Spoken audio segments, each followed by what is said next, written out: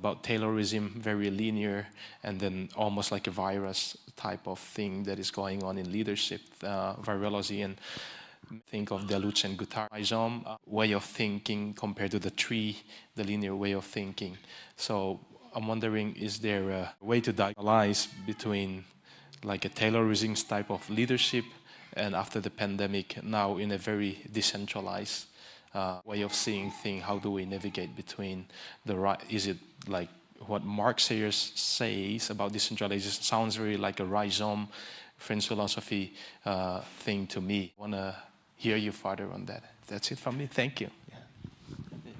Thank you so much. Praise God for using those books to help you with continental philosophy. There is... Let me just go hardcore philosophy first, and then I'll draw some more broad points outside of it. There is a strange complicity, and Deleuze and Guattari are quite open about this, between capitalism and their way of looking at things.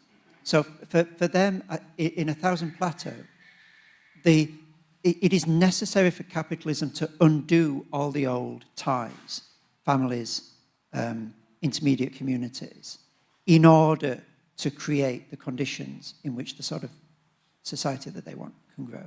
And there is, I think, an argument to be made that there is a deeper complicity, a very awkward one, between these ostensibly very anti-capitalist philosophers, a lot of them, and the sort of work that capitalism does in society. And so I don't think that opposing one of those to the other and saying which of these, like, is it the rhizome or is it, you know, the Taylorism is the right pattern, is actually getting to the root of the problem. Because I think, and you're right in suggesting that this might be a diagonalization, is that the Bible actually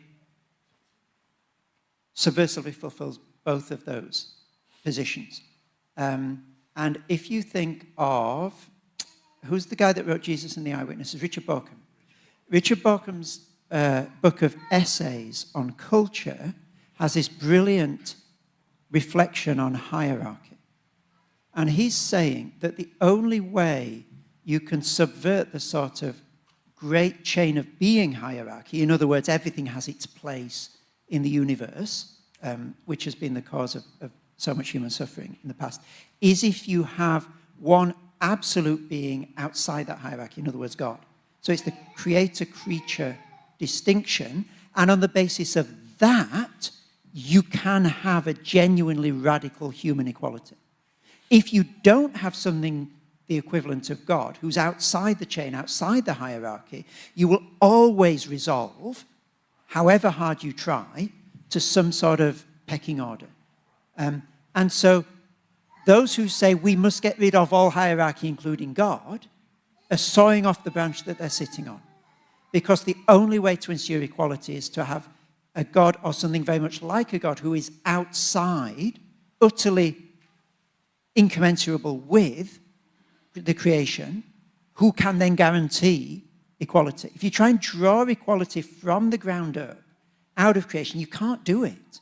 We are not equal materially. Some of us are much stronger, some of us are, we are just different to each other. So if that's all you've got, you cannot get equality, I would suggest, without smuggling it in. And so it's not the rhizome in its own terms, and it's not Taylorism in its own terms, but it's the biblical option, which Bauckham is getting out of Exodus.